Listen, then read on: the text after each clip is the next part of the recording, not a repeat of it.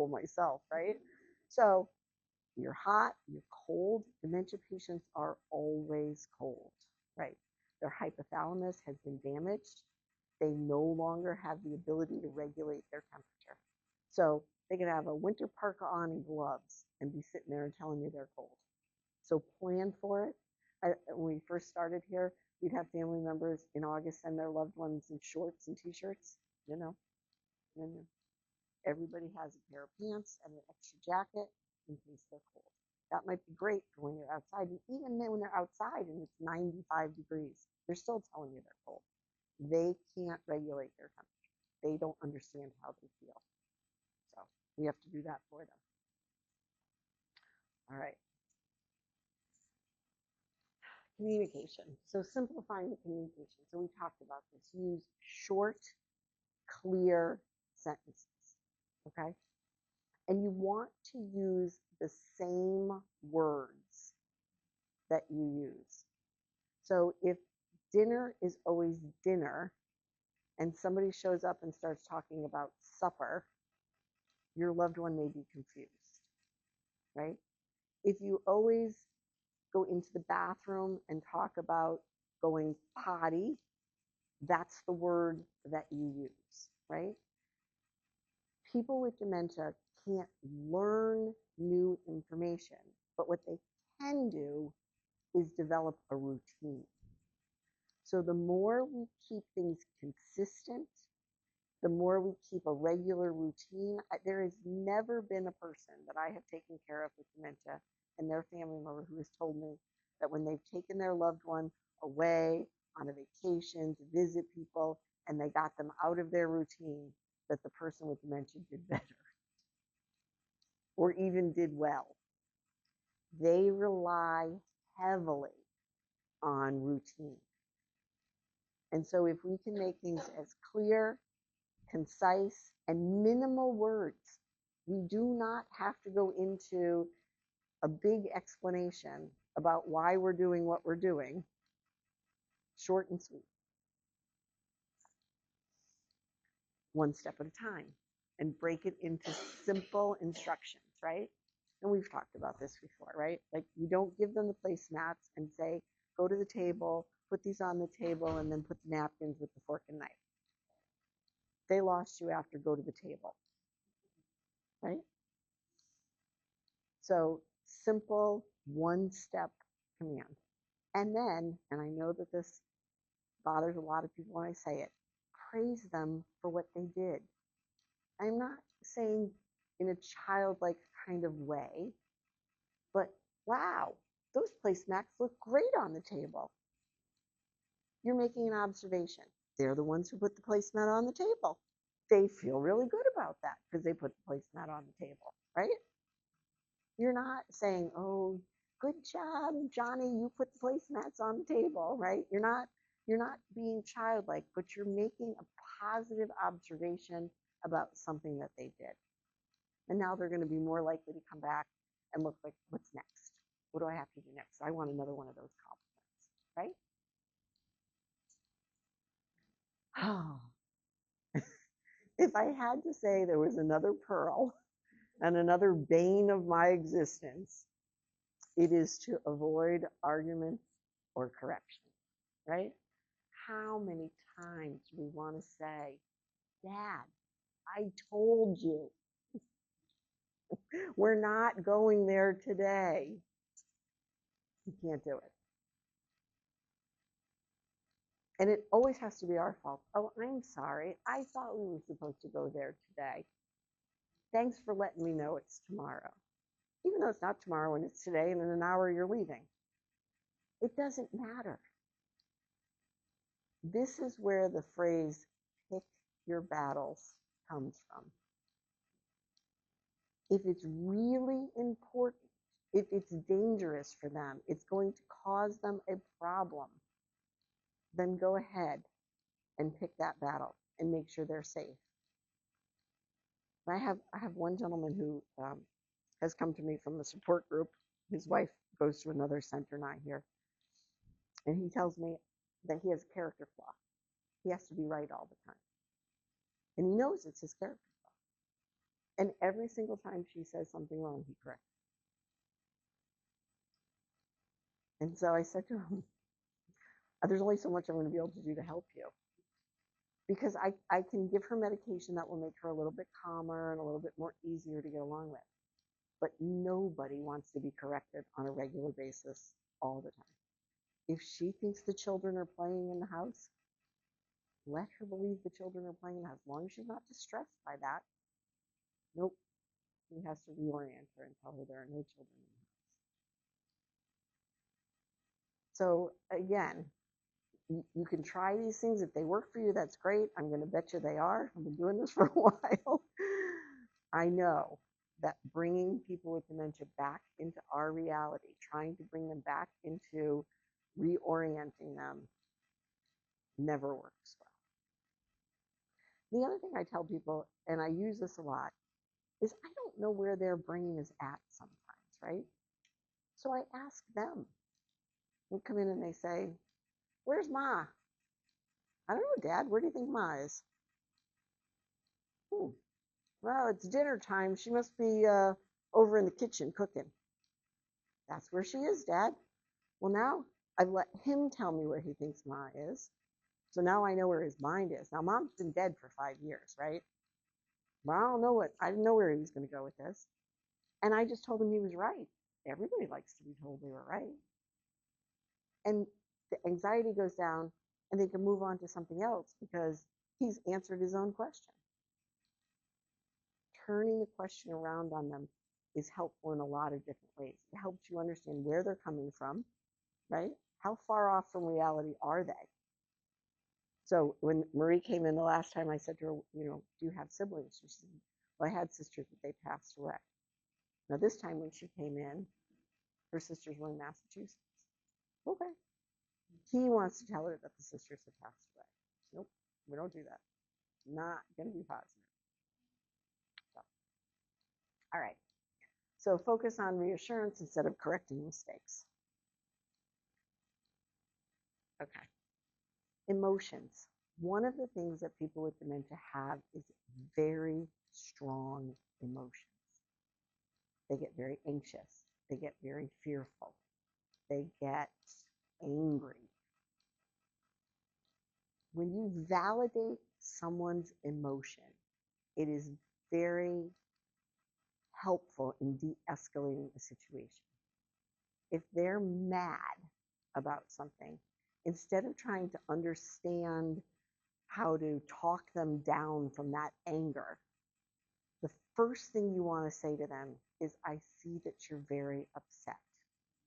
I'm sorry that you're angry about this situation.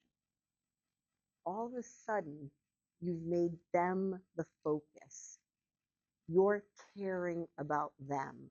You've validated their emotion.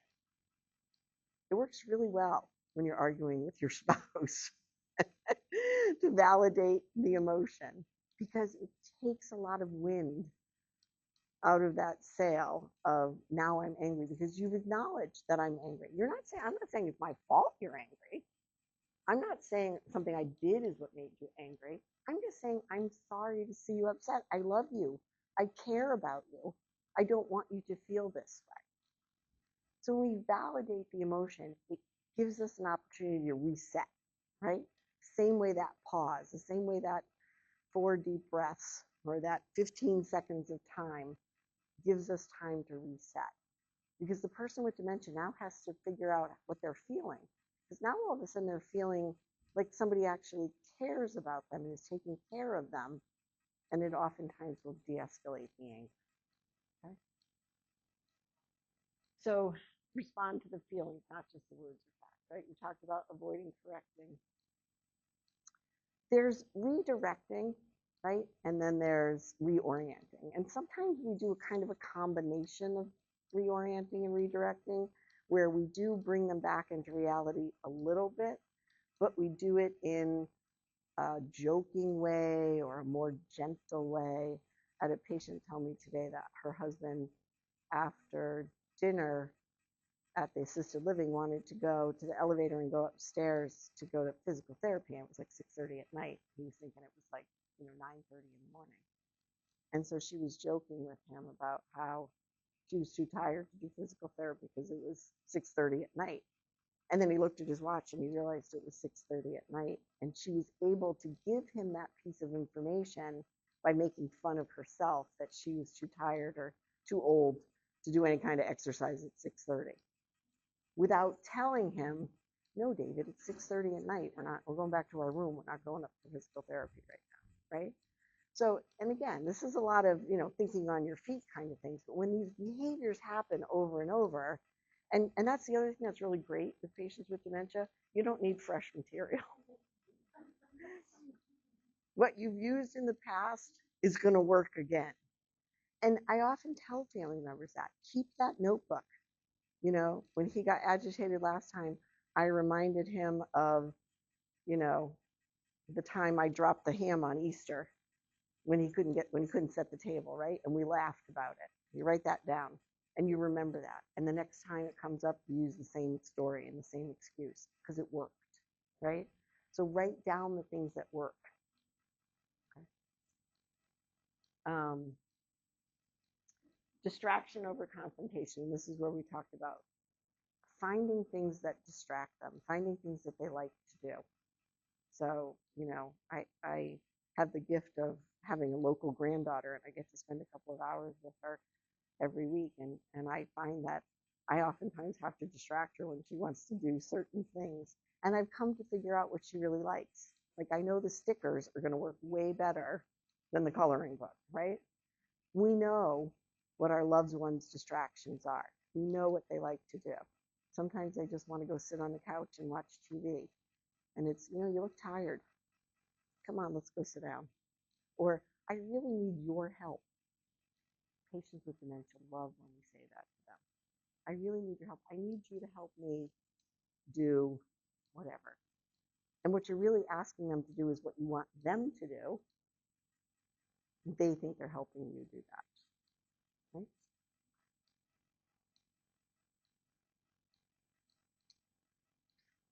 Is that not me? There we go. Okay. One of the things that we don't realize is how loud life gets. Like, I'll walk into assisted living facility apartments and the TV is on at, blaring decimals. And then, we've got the wife is in the other room vacuuming and life is loud. And when you have dementia, noise is absolutely a stimulation for agitation and irritability because you can only process one thing at a time. So if there's a lot of stimuli coming in, then we need to quiet things down. And that even goes for music. A lot of times, we have music going on and then there's people talking and, it's too much.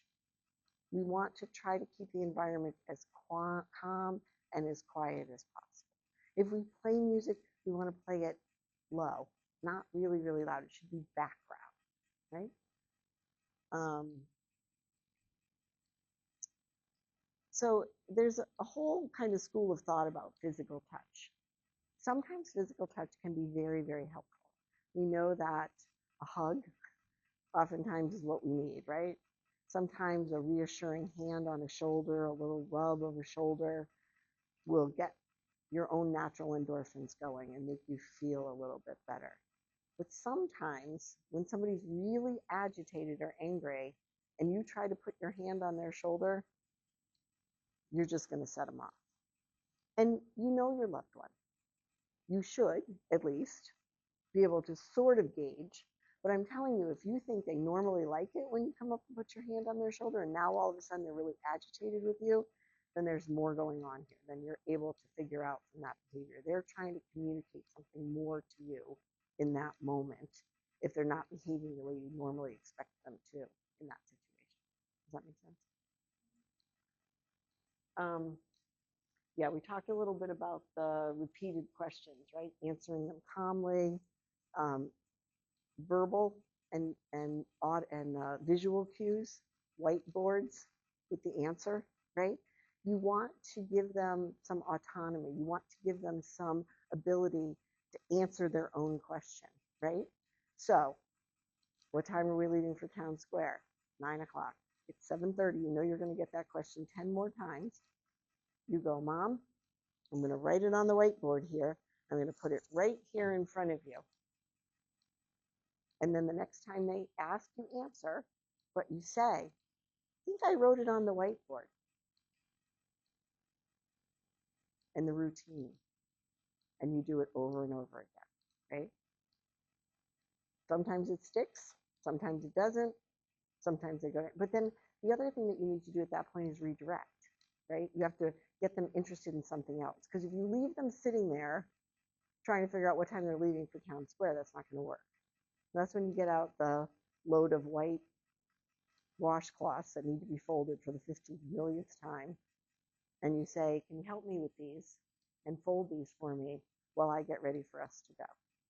Because now you've given them their mind something else to focus on, so they're not just sitting there focusing on that behavior. All right, resistance to care is a really difficult one. So one of the things I want to talk about is showers, because that consistently comes up as a problem. Okay, so one of the things that we find, again, cold. They're cold. When you're cold, do you want to take your clothes off?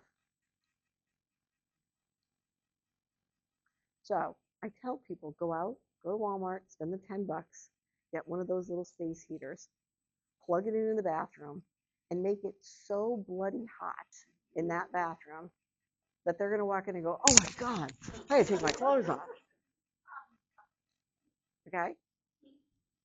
You're one step closer. Okay? The other thing is, maybe your whole life you've taken your shower in the morning. I mean, I know most people shower in the morning. When I met my daughter-in-law, she showers at night. It's like, shower at night? Like, that seems so foreign to me. You're going to take your shower at night. Change things up if they're not working.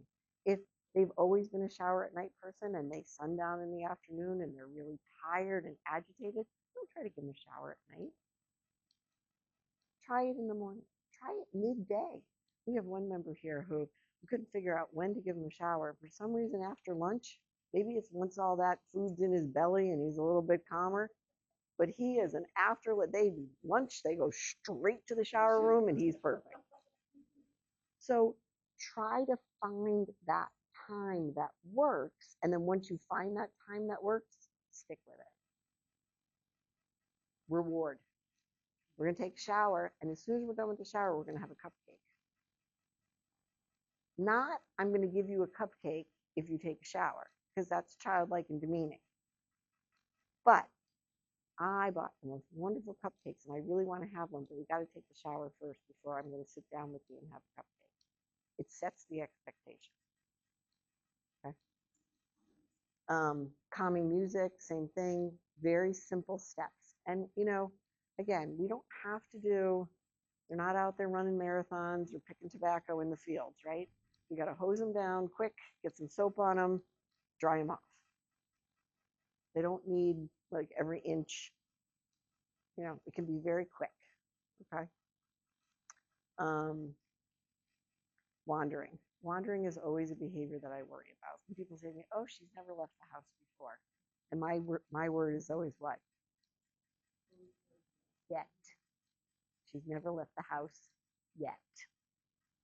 So making sure that you have alarms on the doors that they go off and you can hear them, making sure that you have locks up high, that you can make sure that you're going into the shower, make sure the doors are secure, that he can't get out of the house.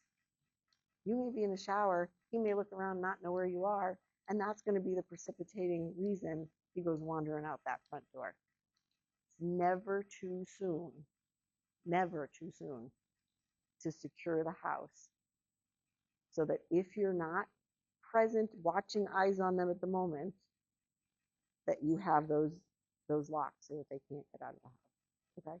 Air tags, in their shoes, so that if they do get out of the house, you can track where they are relatively quickly. Very simple things that we can do. That's really important. And the ID bracelet that says they have dementia and who to call. Now, I have some family members who have a problem with it because the family member reads the bracelet and they don't like the fact that the bracelet says they have dementia. So sometimes we have to be creative, right? Person has AD, Alzheimer's dementia. And so I had a patient the other day who got up at 3 o'clock in the morning and thought his son needed him and got in his car and drove 50 miles down towards Naples. And when he pulled in for gas, the gas station attendant called the police. And he said to me, I don't know why they called the police. But you didn't think that we didn't get a gas station at 4 o'clock in the morning? Like not knowing where you were going wasn't a reason for them to call the police. So, if he had had a bracelet on, they would have known who to call, or at least that this person had an issue. Because the person with dementia is not going to be able to tell them, right? Okay. The sundowning, again, we call it in the world of psychiatry intermittent afternoon agitation or intermittent afternoon confusion. It doesn't happen every day, and it doesn't always happen at the same time of day. What sundowning is when the person with dementia basically tells you, my reserve is done. I am done. And we all have our level of reserve, right? I know certain days I go home and by 6:30 I'm on the couch and I'm done. And other days I manage to make it till 9 o'clock. When we have people with dementia for different reasons, whether they've slept well, whether they're in pain, whether they've been overstimulated throughout the day, it might be 2 o'clock that they have their meltdown. And that's the time when they need to go lay down for a half an hour and take a nap and recharge a little bit, right? Or have that snack and just sit quietly for a bit so that they can get themselves. But we try not to schedule important things in the afternoon. We try not to have people come over and have extra stimulation in the afternoon when their tank is pretty much empty. People with dementia's reserve is much less than people who are cognitively intact. Okay. All right, you guys, helping out the caregivers. So establishing that predictable routine, that consistent schedule really helps reduce confusion, helps anxiety, and it helps you guys. It helps you guys develop that routine so everybody knows what the expectation is. Don't try to do more than what you need to do with your person with dementia. Begin to accept that life is simple and we're going to keep things as routine as we possibly can. One of the big things that I see with dementia patients, especially when they're living by themselves initially, is I see one of two things. The family tells me that the house is immaculate. Everything is exactly where it's supposed to be. That's anxiety, right? I know if I put the remote control here every single time, I'm always going to know where the remote control is. So any little thing being out of where it's supposed to be causes that person with dementia to get very upset because they need that routine. The flip side is that I get the snowbirds that come down and they show up and mom's got 12 dozen eggs in the refrigerator because every time she goes to Publix she buys eggs because she can't remember she has eggs. And it looks like the post office threw up on the dining room table because she won't open her mail because she's so anxious that she doesn't know what any of the mail is or what it's supposed to do. And people say, oh, she's a hoarder. No, she's not a hoarder. She's anxious because she doesn't know what to do with all of these things because she's lost her cognitive ability. So we want to find a middle ground where we have order and we don't have clutter and we don't. So if there's lots of clutter, we need to begin to organize that. Sometimes when the person with dementia isn't even around, we want to organize their clutter a little bit because they're not going to know that the 12 magazines that they had here aren't here anymore and there's only 2. They're going to forget that. And if we remove them slowly, one at a time over several days, it's not going to look like what it looks like if we come in and clean it out all at once. Okay? So try to minimize the clutter, try to make it as routine as possible, and keep things in the same place. If the towels are always rolled up and on the second shelf in the closet, don't decide you're going to change that. Now's not the time to reorganize the person with dementia's environment. You want them to know where everything is and for it to be as routine as possible. Does that make sense? Again, the support basic needs regularly. Offer meals, drinks, bathroom breaks. Do not ask your person with dementia, do you need to go to the bathroom? You don't ask. You say, hey, I'm going to the bathroom. Come on with me. And you take them to the bathroom. And the expectation is that they're going to go to the bathroom. Now, they may say, well, I don't need to go. Okay, but come on with me anyways. And then you get them in the bathroom and you turn the water on and the water runs and they start to feel like they have to go, right? And again, meals, very important. Have to feed them on a regular basis. They're not going to be able to tell you they're hungry. You're going to have to remind them. Okay? All right. And then engage in simple, enjoyable activities. And this is what I was talking about before. We all know that there's something that they like to do, right? We all know that there's something that we can typically get them engaged in. Figuring out what that engagement is, figuring out what they enjoy is going to be an ace in our pocket when we need it, right? When we want to try to get them to engage in something, right? You guys, plan time away to recharge. Caregiving is a lot. Getting your loved ones to come in and spend a day, Town Square, support groups, going out to lunch with friends who are also dealing with a similar situation that you are, recharge your batteries. The less stressed you are, the more likely you are to be able to take that step back, pause, breathe, right? If you're overwhelmed and overstimulated yourselves, you're not going to be able to be that caregiver that you need to be for the person. Accept help from others. I can't tell you how many times I hear families say, well, my daughter wants to come, but what? What? Let your daughter come. Let the family help, right? You don't need to be a martyr. Join the support groups. I hear every day about our support groups, how helpful they are. The support groups at the Y, at the Friendship Center, at wherever. Finding good support groups, finding people, hearing their stories, listening to people who are going through the same thing that you are, incredibly helpful.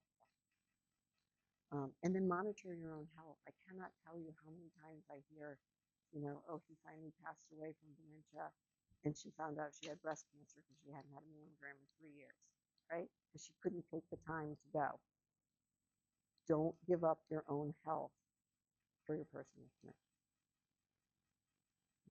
Oh my goodness, I went over here. Key takeaways for caregivers: see behavior as communication. Their behavior, they're trying to tell you something. Look for the underlying cause. Respond with calm and validation. Redirect gently, not forcefully, and prioritize your own well-being.